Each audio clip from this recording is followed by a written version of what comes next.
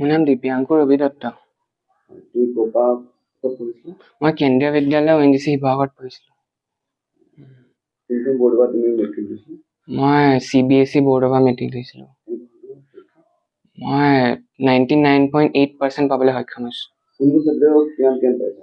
মই সামাজিক বিজ্ঞানত 100, বিজ্ঞানত 100, গণিতত 100 আৰু কৃত্ৰিম বুদ্ধিমত্তাত 100, ইংলিছত 99 আৰু হিন্দীত 97 পাবলৈ সক্ষম হৈছোঁ। কিন্তু আমাৰ বেষ্ট অফ 5 ছাবজেক্টহে ধৰে, সেইকাৰণে মোৰ পাৰ্চেণ্টেজ হ'ল 99.8।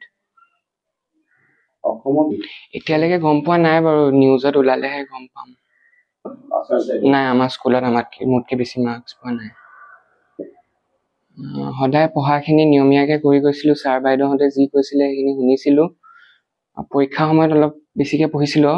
বাকী ইয়াতকৈ ভাল হ'ব বুলি ভবা নাছিলোঁ। 95 মান বুলি ভাবিছিলোঁ, 99.8 হ'ব বুলি ভবা নাছিলোঁ। এক্সপেক্টেশ্যনতকৈ ওপৰত আহিছে।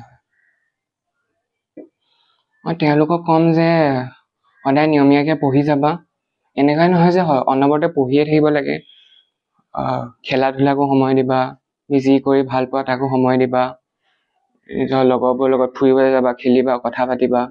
অকল পঢ়ি থাকিলে নহ'ব। শ্ৰী অঞ্জলিমা গগৈ, মই পেছাত এগৰাকী শিক্ষয়িত্ৰী। হয়,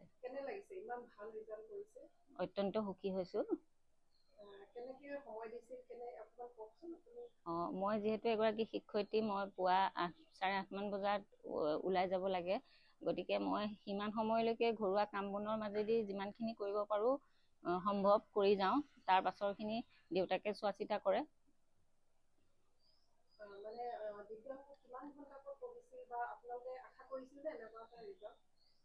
এনেকুৱা এটা ৰিজাল্ট মানে 99.8% আশা কৰা নাছিলোঁ। তাতকৈ মানে 90ৰ ওপৰত বুলিয়ে ভাবিছিলোঁ।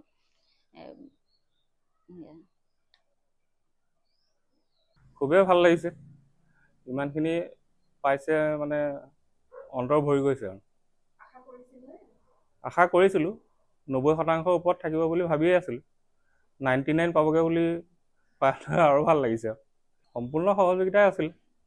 ব্যৱসায়ৰ লগত জড়িত আছিলোঁ যদিও সম্পূৰ্ণ সময় দিছিলোঁ। মোৰ টিউশ্যনলৈ অনা নিয়া কৰা, স্কুললৈ অনা নিয়া কৰা, সেইবোৰ চব মই নিজে কৰিছিলোঁ।